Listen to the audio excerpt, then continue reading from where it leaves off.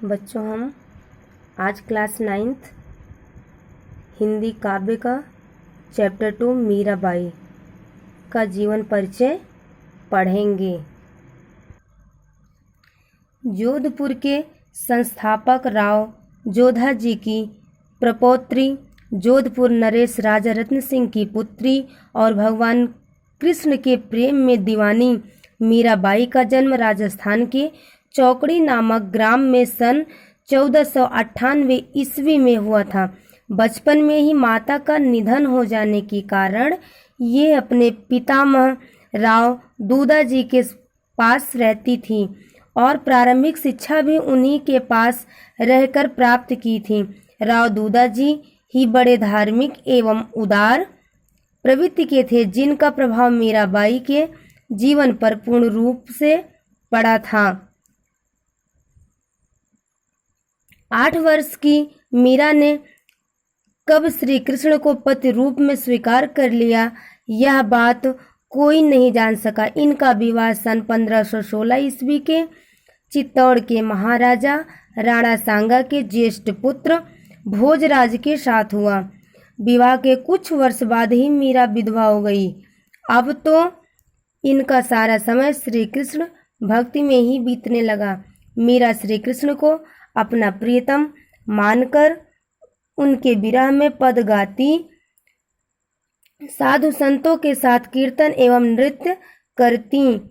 इनके इस प्रकार के व्यवहार ने परिवार के लोगों को रुष्ट कर दिया और देवर रत्न सिंह और विक्रमादित्य ने उन्हें अनेक कष्ट दिए। उन्होंने मीरा की हत्या करने का कई बार असफल प्रयास किया। अंत में राणा सांगा के दुर्व्यवहार से दुखी होकर मीरा वृंदावन चली गई।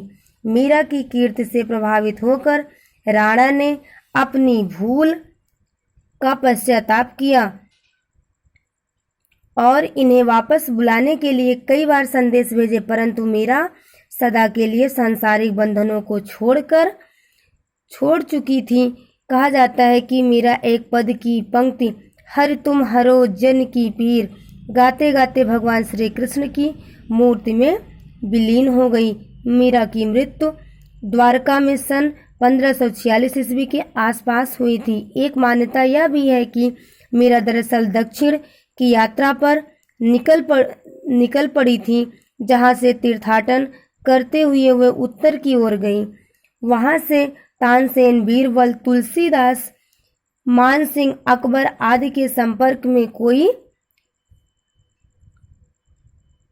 नहीं आई। इस आधार पर उनका निधन सन 1561 ईस्वी से 1563 ईस्वी के आसपास माना जाता है।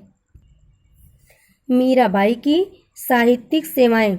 मीरा के काव्य का मुख्य स्वर कृष्ण भक्ति है। इनके काव्य में इनके हृदय की सरलता तथा निश्चलता स्पष्ट हृदय के मधुर भाव गीत बनकर बाहर उमड़ पड़े हैं। विरह की स्थिति में इनके वेदनापूर्ण गीत अत्यंत हृदय स्पर्शी बन पड़े हैं। इनका प्रत्येक पद सच्चे प्रेम की पीर से परिपूर्ण है।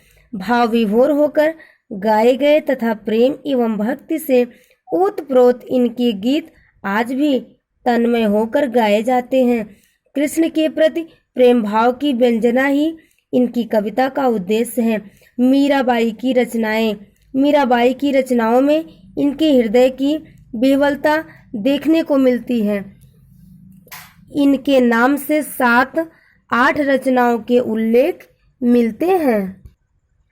सबसे पहली रचना है नरसिंह जी का मायरा, दूसरी है राग गोविंद, तीसरी गीत गोविंद की टीका, चौथी राग सोरठ के पद, पांचवी मीराबाई की मलार, छठवीं गरबा गीत, सतवीं राग विहाग तथा फुटकर पद।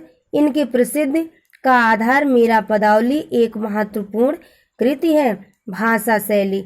मीरा ने ब्रज भाषा को अपनाकर अपने गीतों की रचना की। इनके द्वारा प्रयुक्त इस भाषा पर उर्दू, खड़ी बोली, राजस्थानी, गुजराती एवं पंजाबी भाषा की स्पष्ट छाप परिलक्षित होती है।